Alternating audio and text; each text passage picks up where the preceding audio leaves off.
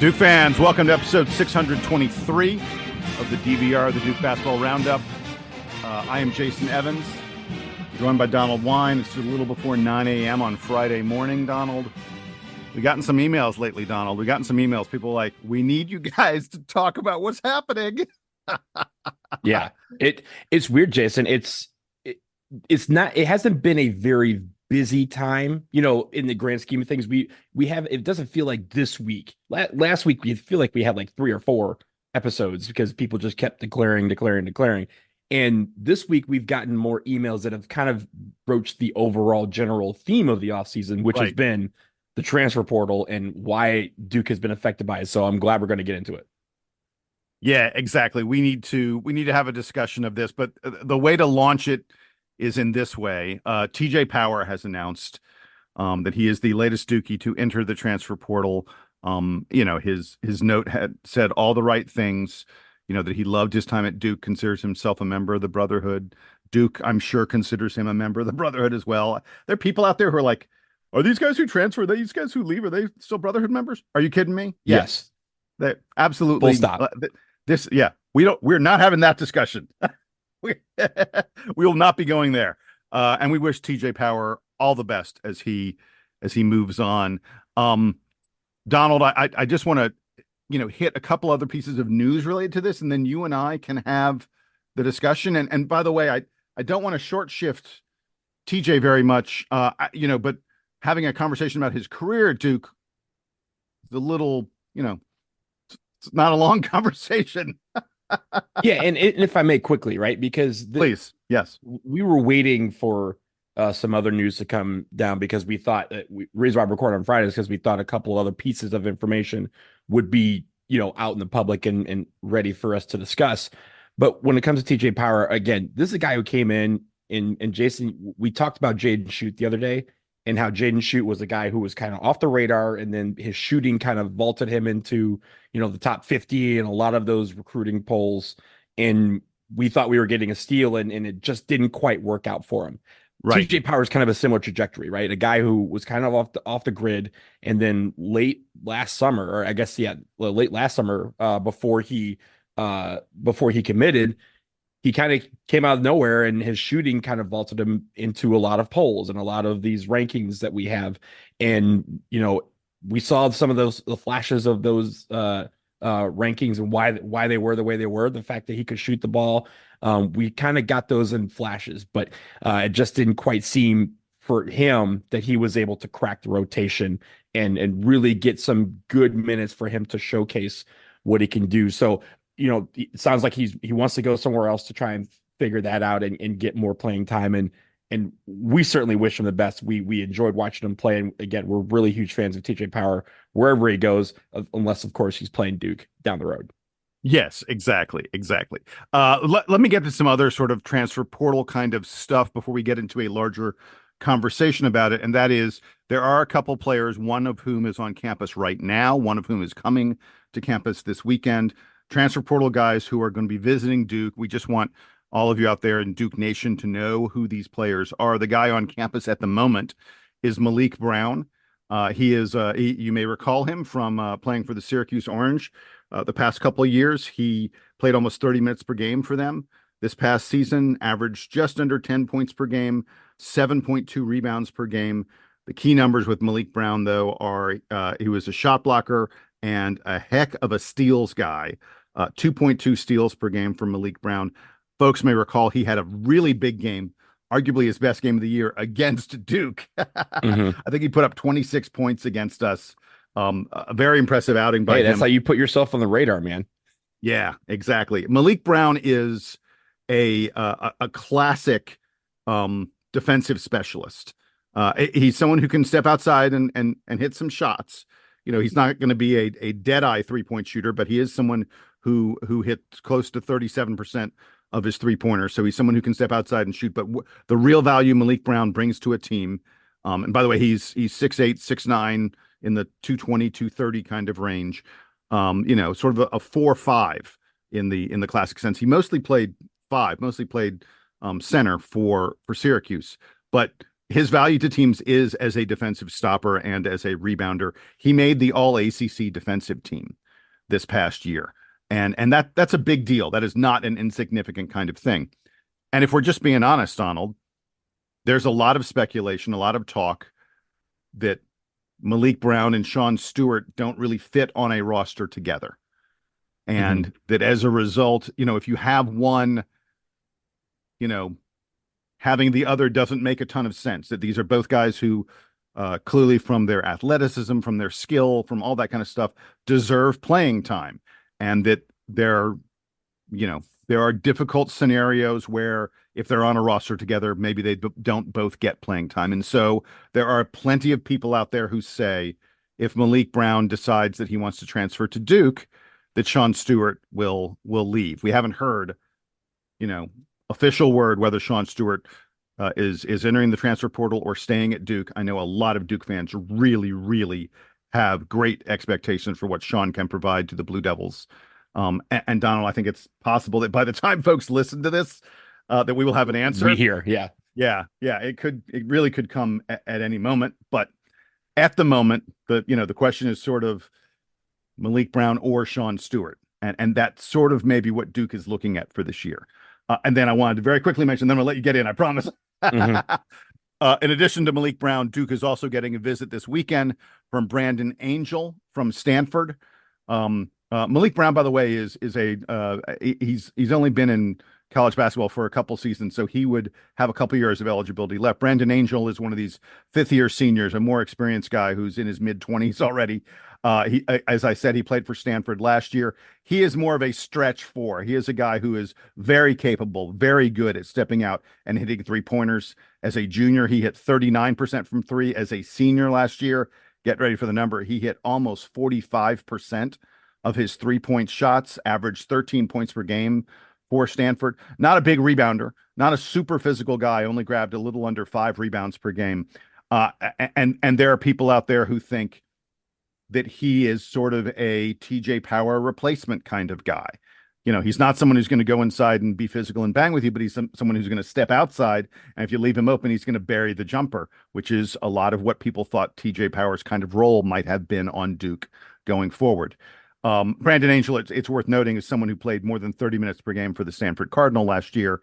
And it's unclear how much of a role Duke would necessarily have for him in terms of, like starter and starting minutes. That's certainly not a given coming into Duke. But I just want people to know these names of guys who are actually visiting, transfer portal guys who are actually visiting Duke at this moment. And then, Donald, before you get started, because I have a ton, I'm going to let you go, and then I have a ton. I do want to mention this. I've heard Duke fans in recent days, I should say in recent weeks, just screaming, crying. It's so unfair that we don't have enough of these portal guys. Duke needs to get older. The young Duke team lost to NC State that was full of nothing but guys who had transferred to that program, guys who were in their 4th, 5th year of college basketball, and Duke really only had Ryan Young playing a limited role and Jeremy Roach as our guys who were older, more experienced guys. And Duke fans were just like, we've got to get older. It's not fair. We need to use this transfer portal the way other teams do. And then I hear Duke fans today, after TJ Power has transferred, after Mark Mitchell and Jaden Schutt and Jeremy Roach have transferred, I hear Duke fans saying, why can't we keep our guys around? We should develop these players. It's not fair. Oh, Sean Stewart might transfer. TJ Power has transferred. These guys are just freshmen. Why aren't they sticking around? Folks, you can't have it both ways. There just isn't enough minutes. There just isn't enough opportunity. You can't say we need to bring in these 4th and 5th year seniors and we need to keep our freshmen so they become sophomores. It just won't happen both ways. People need to understand we're in a brave new world. College basketball is not what it used to be. And this is the new reality. And as Duke fans, it's hitting us. It's slapping us in the face. It's no fun. I know none of us wishes. We all want to have a roster with 13 scholarship 5-star athletes who are competing for time. If they don't get time, they stick around next year and the year after. That's just not going to happen. Jason, that was a lot. Let me start by saying this. when we go back to last year, we commended the coaching staff for not losing anyone, right? We didn't lose anybody to the portal, and we gained Ryan. We had Ryan Young. We brought him Yeah, back. We brought back the three sophomores. We got Neil Begovic, was kind of our only guy that we really got in the transfer portal because we didn't need anybody else. And we even got Jeremy Roach back on the, seems like the eve of the end of the season where you can decide to stay in the draft or come back to college. We got right. him on the eve of that. So we were in mid May when we found out, hey, we brought everybody back that we wanted. And this year, Well, wait, we would have loved to have got Derek Lively and Tariq Whitehead too, yeah, but I mean, well, yes, no, yes, what I'm saying, realistic, everybody yes, that, yes, yeah, yeah, the realistic ones, the ones that were like, Kyle Filipowski, who came out of nowhere, we are like, oh, we're about to lose him, and we don't. And we get the three sophomores back, we get Ryan Young back, and everyone probably felt like this is something that we can do every year, but it's not something that's going to happen every year. And Jason, as you say, that this brave new world that we're in, it's even gotten more new in the last week because the NCAA earlier this week eliminated the rule that they had that basically allowed you to only transfer once in your undergraduate career and once as a grad transfer. Now you can transfer every single year if you want to, so long as you don't do it during the middle of the season. And I think that has opened up worlds for a lot of people. We talk about getting the fourth and fifth year seniors. That's not going to happen that much either after next year because the COVID year is going to be gone. So you're not going to have a lot of 26-year-olds rolling around on campus anymore. It's still going to be 3 and 4 year guys, but at the same time, you could have guys who could transfer and be at 4 schools in their 4 years of eligibility. yep. You're going to And see it. You're going to see that. you're going to Absolutely. see it. Yeah, and it could start. I mean, it's as soon as a couple years from now, because you have people who are transferring now who could transfer, a couple more times before they graduate. And we even heard this, Jason, when Jeremy Roach decided to enter the portal and enter the draft. Everyone said, "Well, why wouldn't he just finish at Duke?" Like, well, look, ladies and gentlemen, I went to law school at Miami. I would have loved to stay at Duke for another year, but sometimes you got to go out and show that you have learning from a separate institutions that are just as great. And I'm proud of my, the fact that I went to Miami and got a law degree from there. Very proud of that. If you've been to Miami, you understand. But at the same time, I would have gotten, had just as much fun staying at Duke, but I would have had the same experience for undergrad and college. And now I have two separate things that I can show employers. Hey, I have, a wide range of learning from different institutions, different people, different trains of thought, yada, yada, yada. Yeah, we It's the talked same about goes, that with Jeremy Roach. We talked about, yeah, change of scenery after 4 years is not a crazy thing. it's not a crazy thing, and it doesn't mean that he's not committed to the program. In fact, it might mean he is more committed to the program than most of us because they may say, "Hey, look, I've done my 4 years. I enjoyed my time, but I know the future of the program is in the hands of these two, of Tyrese Proctor and Caleb Foster, and I want them to be able to see that out." We don't know what that conversation was like, but we know that Jeremy Roach decided to go in another direction, and we support him in that. But the other thing is this: we cannot feel like you said, Jason, we can't go after the top 10 players in the country every year and then also get all the best players on the portal and then also keep everybody year after year because there's only 200 minutes to divide amongst the 13 players that are scholarship players, and then you even have like the Stanley Bortons and then Neil Begoviches and Stanley Hubbers of the world. You can't, that math doesn't math. Yeah, We've talked about Duke math is in the show. Donald. Duke is special. We're not that special. Right. We don't get extra minutes. We don't get extra games unless we win a national championship to play all these guys. And a lot of these guys, I think when we talk about this new brave world that we're in, Jason, the new brave world is NIL, right? And we've talked about how NIL has affected some of our recruiting, from guys getting $1 million or something. Is really on the football field as well. We've seen guys move for a lot of money like Riley Leonard. But I will say this, Jason, what we've been learning throughout this offseason so far is that NIL doesn't have that much to do with it. It's playing time. It's the fact that these Yeah, guys look and they say, "Hey, look," and you, as I mentioned, this is totally. something that we have had to deal with since the beginning of the NCAA. People used to transfer only because they said, "Hey, I've been here a couple years. I haven't really got any playing time. I want to move somewhere where I think I might get more playing time." That has been the reality for Duke this offseason, which is not, which is kind of unique compared to the rest of college basketball because a lot of people are switching for dollars and cents as opposed to minutes and seconds. And I think that's the idea here is that we just don't have enough minutes to spread around. And these guys, rightfully so. And for us, we'd love for them to stay and compete and say, hey, the guys that are transferring, they can stay here and we can make the freshmen better. And the freshmen getting better makes everybody better, makes Duke a machine. But the reality is, all these guys want to play. They're all competitive. They're way more competitive, Jason, than you or I, and you and I are very competitive in life. But these guys are more competitive in basketball than any of us could ever be in what we do. That's how they got to this level. That's how they got to this position.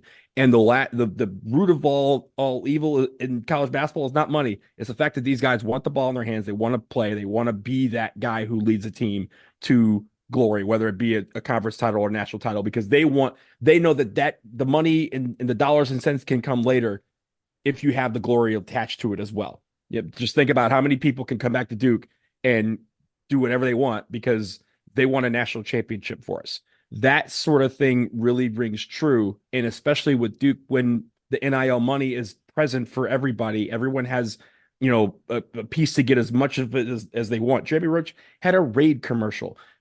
Paulo Banchero had a JD Sports commercial, and none of you heard JD Sports because it's not in the United States. Like they get access to these things.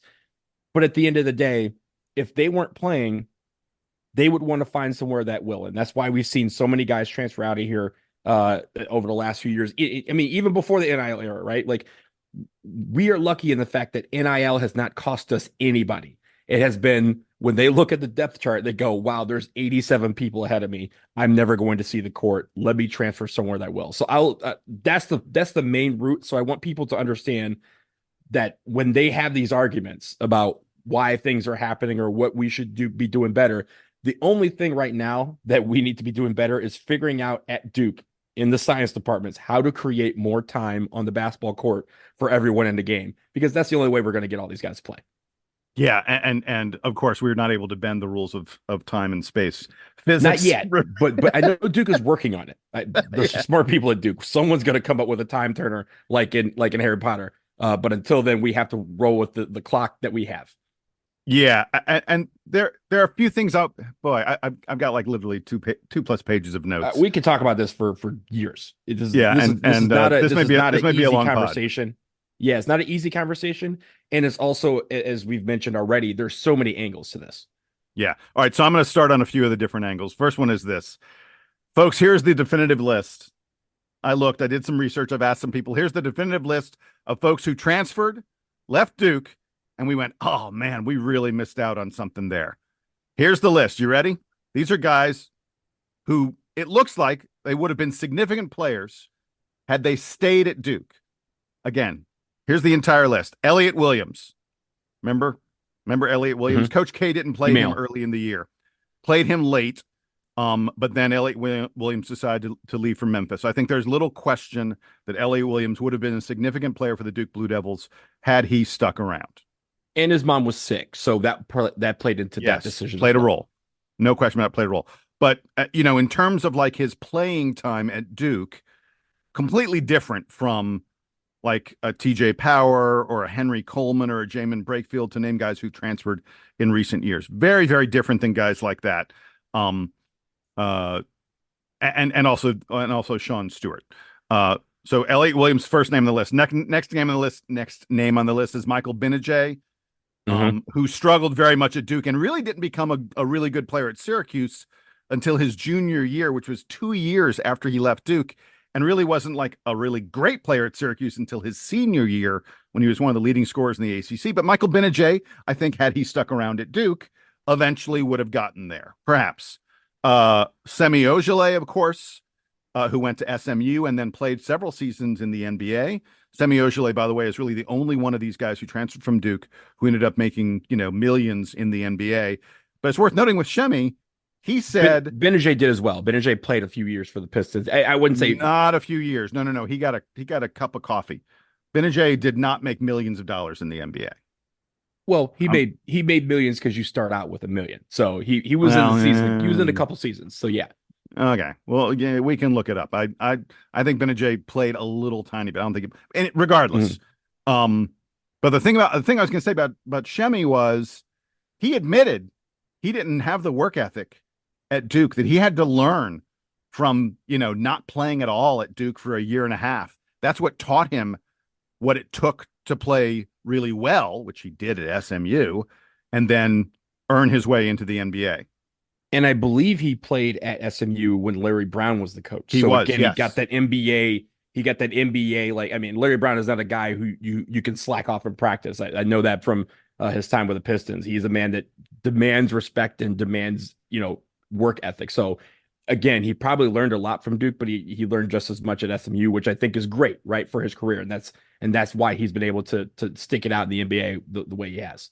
Yeah, and then the last name on my list is Billy McCaffrey, a guy born well before a lot of people listening to this I'm sorry, a guy who played at Duke probably before a lot of people listening to this podcast were even born.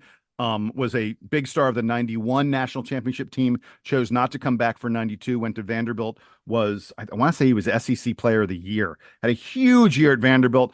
He transferred not because he was dissatisfied with playing time or anything like that. He transferred because he needed to play point guard. He needed to show he could be a point guard to make it in the NBA. He was not going to supplant Bobby Hurley at point guard at Duke. And then it turned out when he went to Vanderbilt, he actually didn't even really play point guard for Vanderbilt. He was still a shooting guard there, and he never really made it to the NBA. So again, that is my list of the impact. Maybe people might add Derek Thornton to the list, who played at Duke and then went, eventually to USC and stuff like that. But I think that is the list of guys who left Duke, and you go, that guy would have been an impact player at Duke, potentially a starter at Duke down the line, and it's not a long list.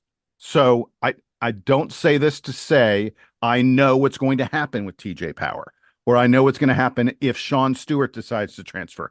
I don't know, and it may be that one of those guys turns into the guy who, like a Shemi or like a Michael Benajay or like an Elliott Williams, we just go, God, what a pity we missed on that.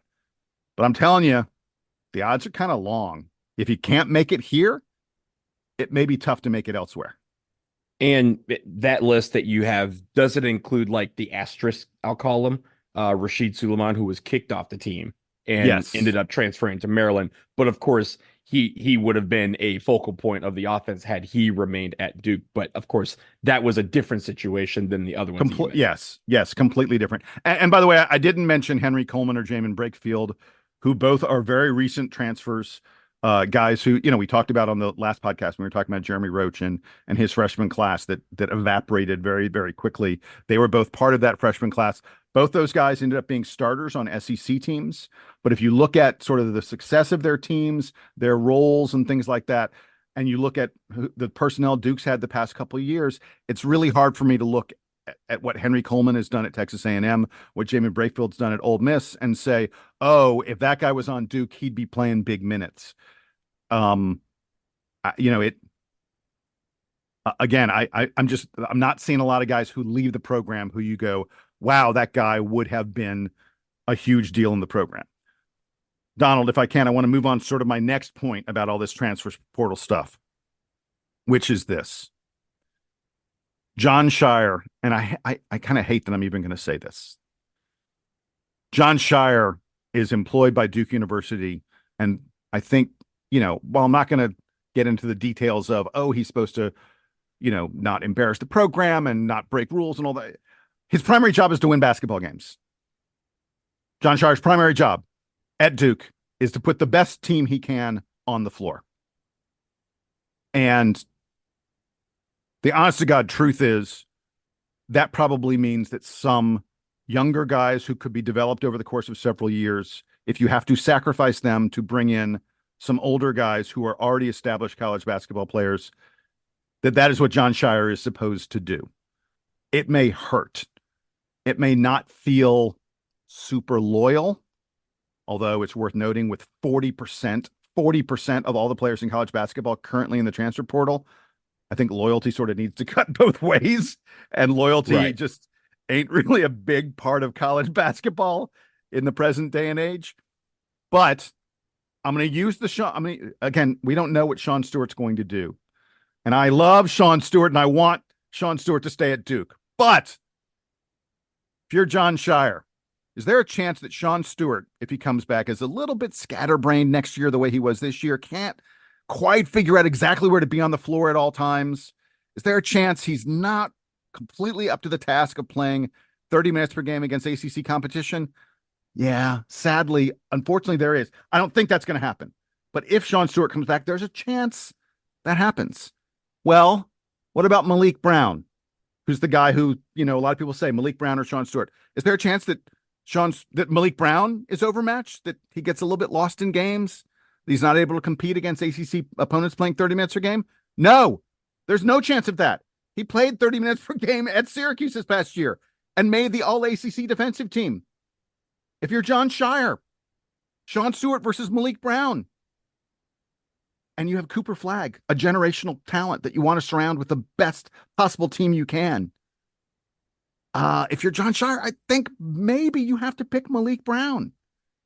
Again, I hate that I'm saying this. And it's the same thing about like Brandon Angel or some other sort of, wing 3-point shooting specialist kind of player from the portal versus TJ Power.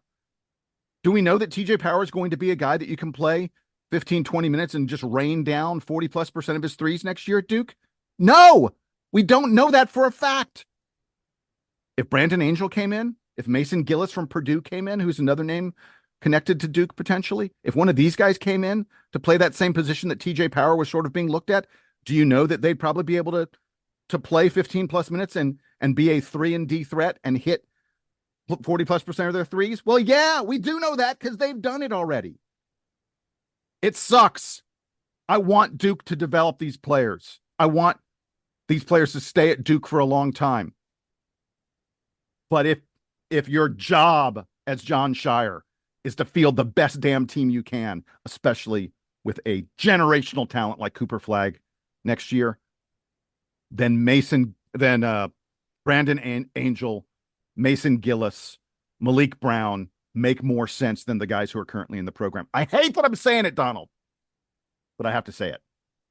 Well, I agree with you in part, disagree in some part. I think the part that I agree on is if we're looking at the portal, these are the guys you need to look at, right? A guy who is a first team All ACC defensive player. Yeah, we want defense. We're going to be riding defense quite a bit next year. Hey, there's a guy that shoots 45% from three. Yeah, let's go ahead and get him too. Like that, those are the guys you need to be looking at. You want to have things that might be missing from next year's offense and defense.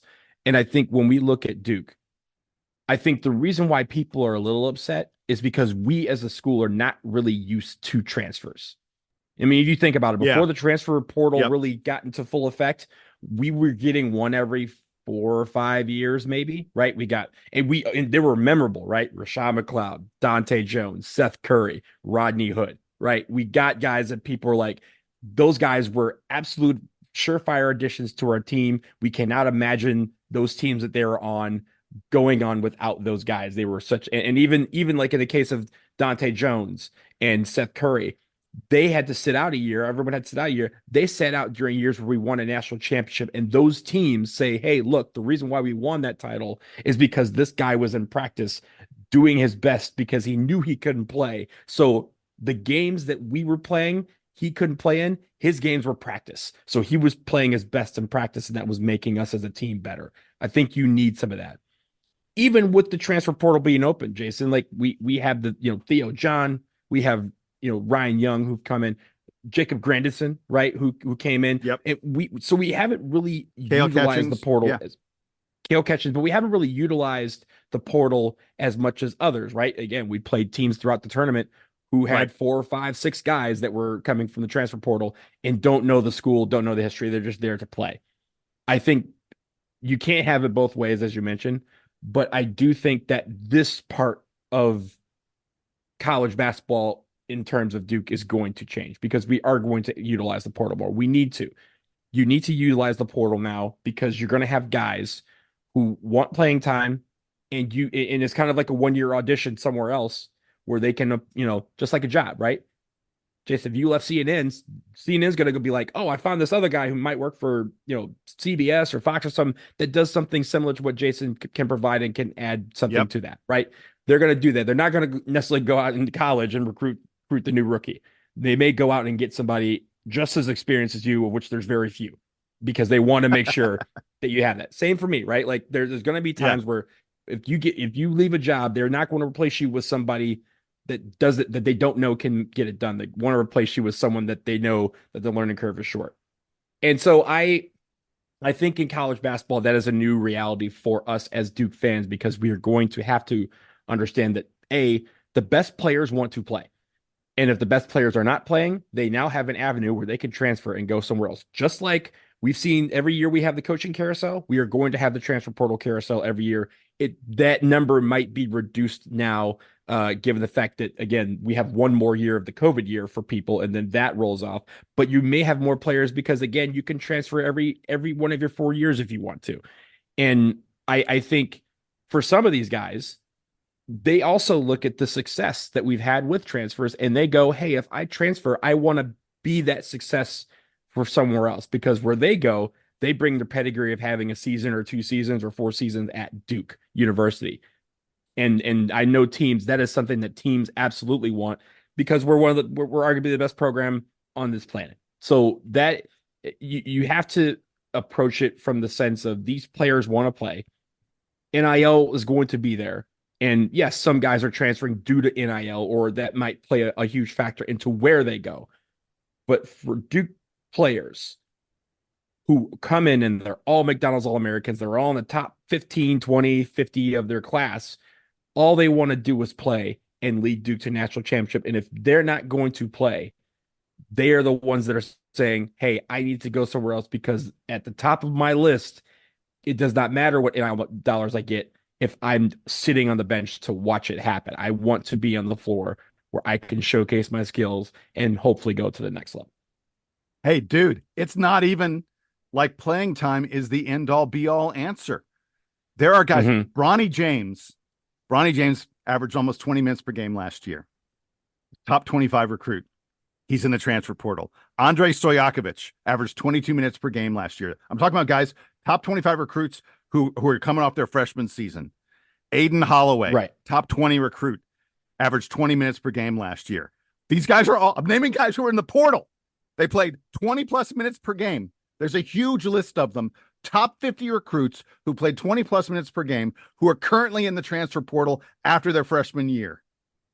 And a lot of those are due to coaching cycle, the coaching carousel Yeah, as well. sure. Yes.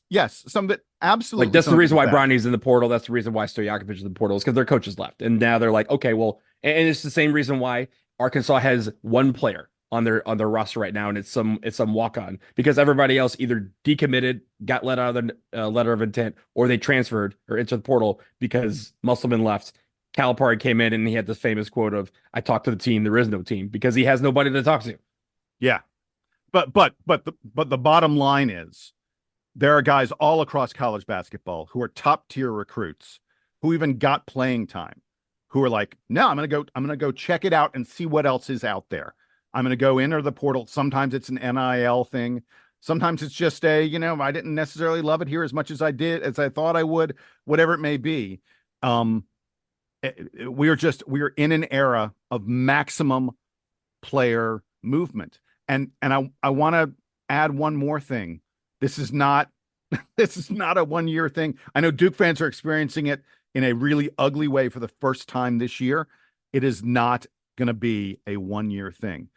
Duke has Con Knuppel, Darren Harris, and Isaiah Evans coming in next year, who all look like, if not similar players, similar kind of positions, somewhat similar skill sets. All three of them supposed to be able to shoot really well from outside, some ball handling. These are all wings, all three of these guys. I'm telling you right now, Donald, like if you're someone out there who likes to play the minutes game, oh, let's guess how many minutes this guy's going to play and that guy's going to play. Do not pencil all three of K2, Evans, and Harris in for 6 minutes each or something like that. It doesn't work out that way. John Shire, like most coaches, likes to play 7.5, maybe 8 guys. I'm telling you, one of those guys will probably end up playing 15, 16 minutes. It won't be 2 of them playing 8 minutes or 3 of them playing 6 minutes each. One of them is going to be just a little bit, just enough better that he's going to be the guy who gets those 15, 16, 18, maybe 20 minutes per game. And the other guys sit there and contemplate, do I want to keep on competing? Do I want to keep on fighting for a spot at Duke next year? Do I see a clear path for me to have a major role next year? Or do I do what Jaden Schutt did, what TJ Power did, what so many guys are now doing? And do I move on? And I'm not saying there's anything wrong with any of that. This is just the reality of what college basketball is. But I want Duke fans to be prepared for it next season. We had it this year. Caleb Foster and Jared McCain earned big minutes. Jared McCain earned enough minutes and played well enough that he's moving on the NBA. Caleb Foster didn't quite have that option, but is coming back to Duke. But there are plenty of other freshmen that probably aren't, or are definitely are not coming back. And we have a 6-man class coming in next year. And I think you're going to see something at least a little bit similar happen next year as well. Yeah, I think at the end of the day, you may again, I don't think this is how Duke is going to operate, but don't be surprised that like guys come in, you have a huge class, and then you kind of go, all right, well, 3 of these guys played, the other 3 are going to transfer. We bring in 3 guys from the portal. We bring in another big class, and you kind of see rotation. I'm not saying that this is something that Duke is going to do, but you will see this across college basketball where, Calipari did this before the portal, right? He would bring in 5 guys, and then he would announce at senior day that all 5 guys are entering the draft, even before the guys were like, hey, I haven't even talked to my parents about this. And he would just say, yeah, the next wave's coming in next. And you're going to see some coaches be kind of cutthroat about that. Again, I repeat, I do not think this is something that Duke is going to do. However, this is again part of this new reality is that some of these players behind closed doors may go, Coach, I'm not happy here for whatever reason, and they may want to move on. So the other thing I think where a lot of people are kind of upset, Jason, is that this next year that's coming up has the highest of expectations with Cooper Flag coming in with it, right? Yeah. We're not here for, ACC titles and regular season titles and whatever multi-team event that we end up at. We're here for a national championship. We're here for Final Four.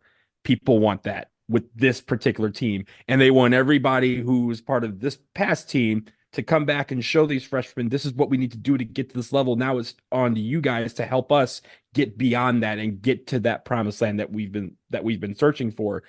And some of this, and I know some fans are like, oh, some of these guys don't want to compete. Yeah, they do. But there's a difference between competing in an open competition and showing up for a race on Monday that was won on Sunday. That is the latter is happening in the case of some of these guys where they realize, hey, I can compete all I want. I'm not getting playing time because there's 18 guys ahead of me and I'm just not going to get that playing time. So do I stay and fight for the scraps of what's left and maybe some garbage time? Or do I go somewhere where someone may say, hey, you can help us out by playing 20, 25 minutes a game? That's the decision a lot of these guys are having to make. And it's a difficult one. And I think the final thing that I'll say about this is that whatever decision everybody makes, people should respect it. It's not your decision. It's not my decision. Yes. It's not Jason's decision. It's their decision. And we support them on the field. We support them in the classroom, and we support them after they have left the walls of the Gothic Wonderland. Even if this to go elsewhere, the only time again that we'll say that we won't cheer against them is if they happen to be playing us. But we support these guys and their decision because it's a difficult decision to be made. Coaches are leaving all the time, and players now have that opportunity to do so. And if some take advantage of it because they need, for whatever reason that is close to their heart, then trust that their decision is best. And as look, as a 19-year-old, I didn't make all the right decisions, but I made some good ones, right? One of the good ones I had was sticking with Duke, right? That I didn't transfer somewhere else. I went to Duke. I graduated. That was my decision. But if I had decided to go somewhere else, there was not going to be people on the internet that was going to be yelling at me about that. Remember that when you think about how these guys are contemplating their futures and where they may end up. Yeah, and my final word on this, you talked about competing, and there are a lot of I've heard people out there who say, you know what, the attitude needs to be, oh, someone else is going to come in here and try and take my time. I dare him. Bring it on. I'll play your butt to the bench, And boy, I would love it if it was as simple as that. But the reality is that these are super important, life-changing decisions about whether or not you get playing time. It seems crazy to those of us who are looking at a game and enjoying it as a game. But if you're someone who has aspirations on playing professional basketball, the prospect of sitting for an entire season, the prospect of sitting for a second entire season and not getting meaningful playing time is so detrimental to your development, to your ability to become the basketball player that you think you can be, that it is just a huge, huge risk. I mean, yeah, I wish every one of these guys was like, bring it on. You want to, Coach Shire, you want to bring in a transfer? I'm going to show you that you made a mistake, that I'm better than that transfer. God, I mean, it'd be great if that happened, but that is a terribly, terribly risky thing for a kid and for his family to do when there is a safer path to playing time, to development, and to becoming a professional basketball player. It's tough, man. It's really tough to say you got to fight, because sometimes the fight may not be winnable. And it's a gamble to enter the portal in the first place. This is not Yeah. like when a student transfers, right? When a student transfers, they apply to whatever school they want to transfer to, they get in, and then they tell their school, "Hey, I'm leaving. I'm going to this other school." It doesn't work that way in the portal. These guys, when they leave, their scholarship is up for grabs, and they may find out that, hey, the schools that kind of wanted me, that I thought were going to get me, don't have room for me. And now the school that I just came from gave my scholarship away because I told them that I'm not coming back. And now I'm without a team. You think about the portal. There was it was like 40,000 players that are in the portal right now. And there's not 40,000 scholarships to go around. So that's the gamble that some of these guys are taking. Some of them may have their decisions made, but that's why you kind of see, I mean, even last year, right? We had guys who transferred. We were going to accept some transfers, and then Duke said, no, these guys academically aren't, we can't take them, and they had to go somewhere else. Some guys ended up, like Armando Bacot has gone into the portal like 87 times, and he's gone back to UNC every single time. So you have that as well. So I think people, yes, some of these guys are into the portal and they may not come back, but the gamble that they are taking is that they don't know where their future lies. And I think that is a difference between a student athlete and a student. Yeah. All right. Hey, we're going to take a quick break. On the other side, we're going to put all the portal, all the transfer stuff behind us for a moment. Donald, it's kind of funny, to think about it. I mean, here we are on April 19th. My bet is on, in like 2 or 3 weeks or so, we'll know the Duke roster. This will all be just a distant memory. But I know it feels like it's the dominant thing for now, but we're going to put all of it aside for a moment because we want to look ahead to next season. There's been an announcement about some games that Duke can be playing next year. Wow, wow, wow. The schedule is shaping up to be something truly special. We're going to talk about that after the break.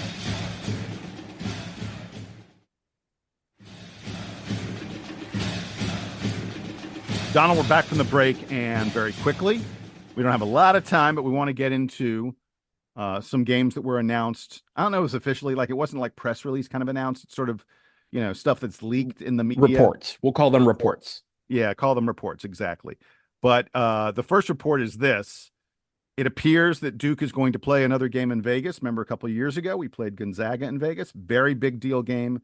Huge national ratings, lots of national attention as two of the top teams in the land. Paulo Banchero versus Chet Holmgren. Well, Duke's going to play Kansas in Vegas this time. Apparently, just within days of after we play Arizona at Arizona, that sort of Duke's going to have one sort of Western road trip that we'll go to Arizona, and then a few days later we will play Kansas in Vegas. Going to be a huge, huge matchup, a big, big deal. This is part of, Donald, you and I gotten a little wind of this, that Duke and Kansas are working on something. The years that we don't play each other in the Champions Classic, we're going to try and see if there's a way we can play. We'd heard maybe some home and home. Looks like not home and home now. Looks like a game in Vegas. But man, that's really exciting. And then the other one that came out is that Duke is apparently going to play Maine at the start of the season, perhaps the initial game, the kickoff game to the season. Of course, the reason to do that is that Cooper Flagg is, I guess we can say, is already the greatest player to come out of the state of Maine in its history. I guess currently the greatest Maine basketball player is Duncan Robinson, played at Michigan and is now on the Miami Heat and is a significant player in the NBA. I think all the expectations are that Cooper Flagg will surpass Duncan Robinson's career. Dunk has done a great job, but yeah, Cooper Flagg is something really special. And so Duke is going to play Maine in Cameron, give You let Cooper. Cooper probably knows several of the guys on that Maine team. And then the other thing is I've heard some rumblings. Arkansas. There's some rumblings that Duke either is going to get Arkansas in Cameron in the ACC SEC Challenge, or there's even some talk that Duke and Arkansas may just schedule a little home and home thing outside of the ACC SEC Challenge. Give me your thoughts on all these scheduling things that are coming up. It really looks like Duke is setting up itself to have one of the top non-conference schedules in all of college basketball next year. Yeah, well, first off, the Kansas game. I had a few, like about a month and a half ago, I had learned that they were working on a home and home where we would go to Fog Allen and they would come to Cameron, and then it would also be a part of when we're not playing the Champions Classic, which next season we're playing Kentucky, but the year after that we are supposed to be playing Kansas. So now if this comes to fruition, we're playing Kansas 2 years in a row, and then that could be maybe the start of something else. Because I think after that rotation, I know they've been talking about the future of the Champions Classic and what it could bring, especially now that Cal's gone and Michigan State usually is in the top 10 and they haven't been as good in years past. How that worked, how that shapes out, and either they retool or find something else.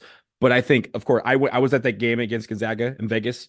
Just absolutely incredible. It was awesome to be there. So for them to add this to If we play Kansas Arizona, in Vegas, I think I'm gonna go out. I think I'm gonna go. yeah, it's I think it's probably be like that week of Thanksgiving. So like I'm all in. Also, they were saying that it might be part of a multi-team event, and I don't know if that means we Right. would stay in Vegas or if we would have kind of a barnstorming multi-team event where we play different teams at different places. They haven't figured that part out yet, but the idea is to attach it to this Arizona trip so that they can make it a West Coast trip. I'm really excited about that. And my bet is that they do the MTE sort of like they did last year, where it'll be a couple lesser teams that'll probably play Kansas in Fog Allen. They'll play Duke in Cameron, and then Duke and Kansas will play in Vegas. And those other lesser teams, maybe they play, like right before the Duke Kansas game in Vegas or something like that. But my bet I'm is not it's so not. sure. I'm not so sure about that. The reason why is because one, we have John Shine on record saying that they weren't planning on doing that again. I know things change, but at least we have that on record for now. The other thing was I know it's been hard to kind of decipher some of this because some of the reporting is kind of shaky on it, but there have been rumblings about a huge NIL multi-team event being created, of which Duke is one of the teams that's being considered for that, and Kansas was as well. So that would line up with playing Kansas and Vegas, and then maybe playing a couple of other neutral site games elsewhere in the country, maybe even the Garden, right? Because we haven't learned. We usually play a game in the New York City area, and we haven't learned about that yet. Maybe that's a part of it as well. But man, these games that are coming up, like there's going to be no excuses. Like if we can win a lot of these games, then we're going for number one seeds, right? We're going to be a battle-tested team before we even enter the ACC season, of which is very difficult as well to win that, as we know. Having an Arkansas, whether it be neutral site, I think it's going to be part of the SEC challenge. I would be very surprised if we gain someone else.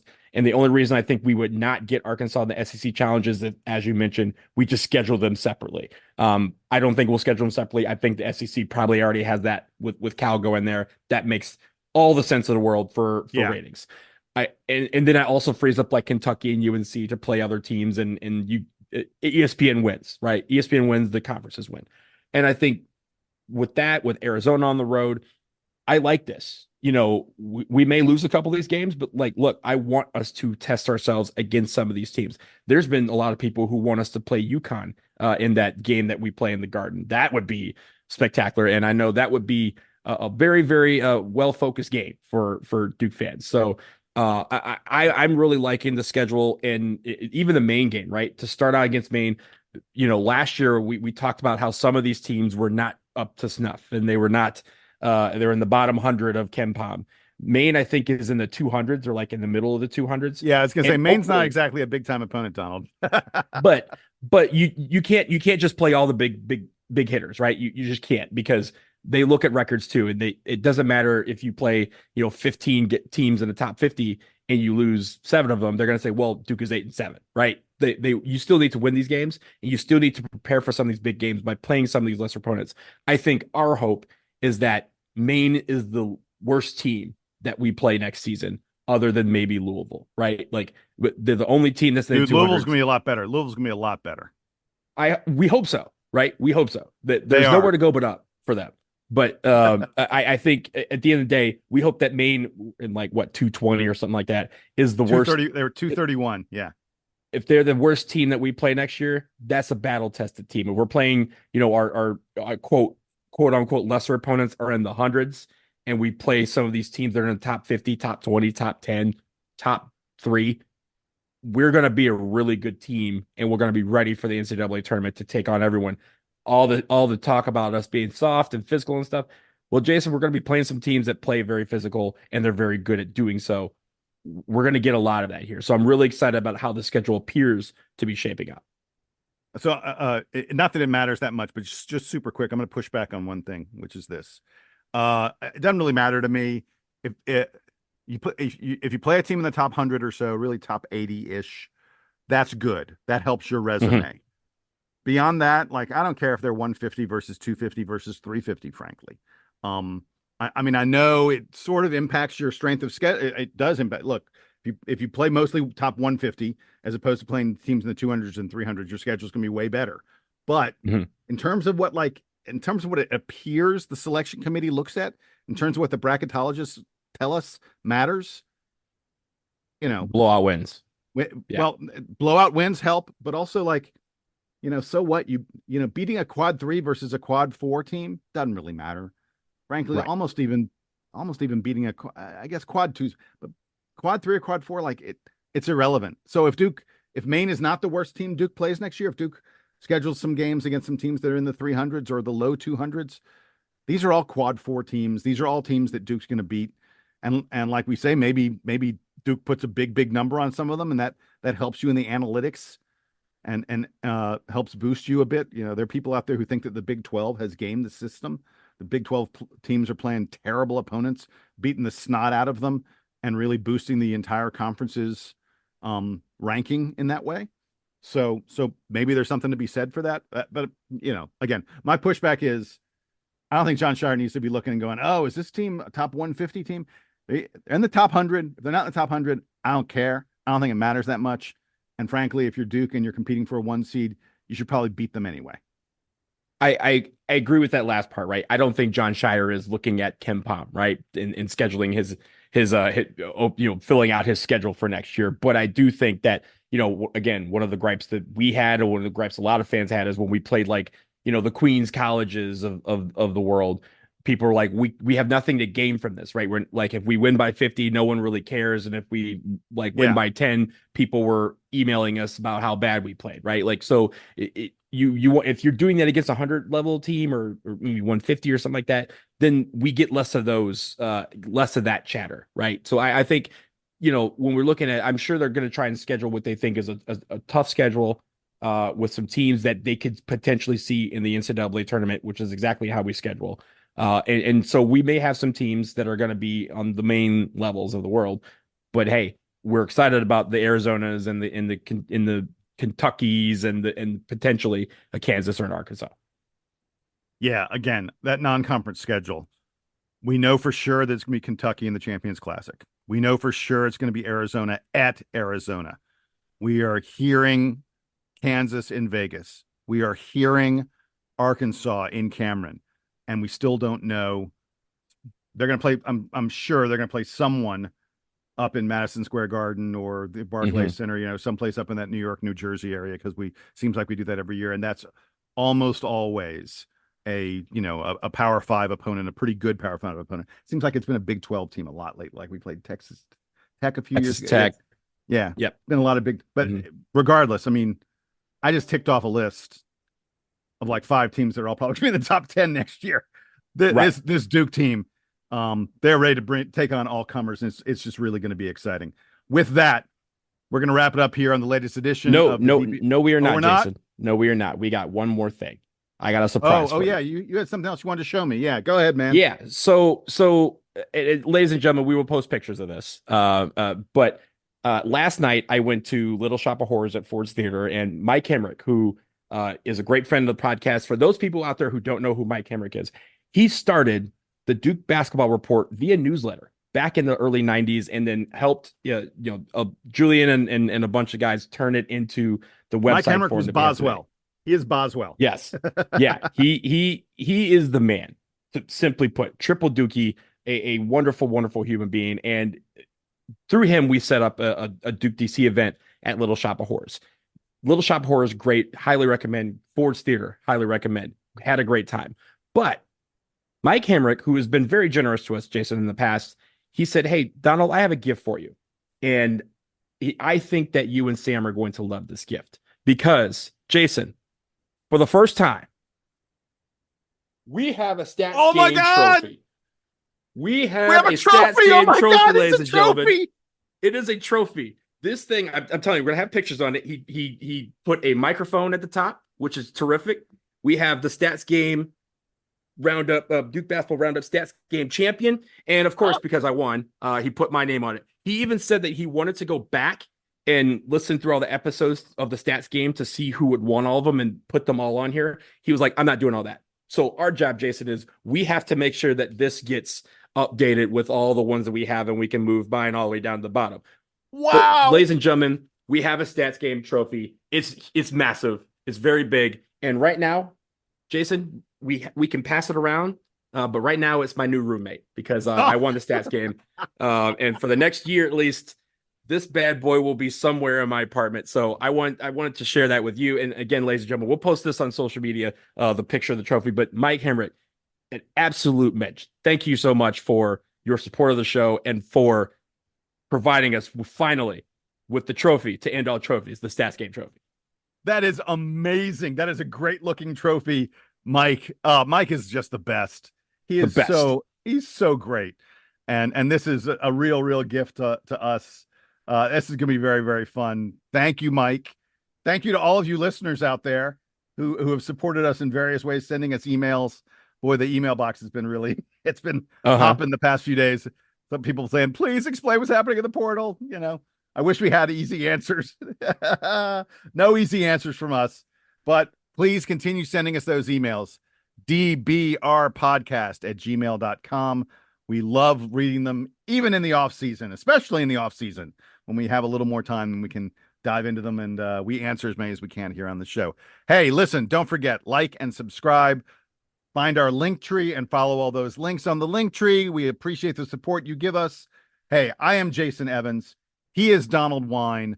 We're just, it's a crazy time of year for Duke fans, but we're loving the community. We're loving everything we're getting from all of you folks as we deal with a difficult, uncertain time at Duke, but it leads to great things down the road.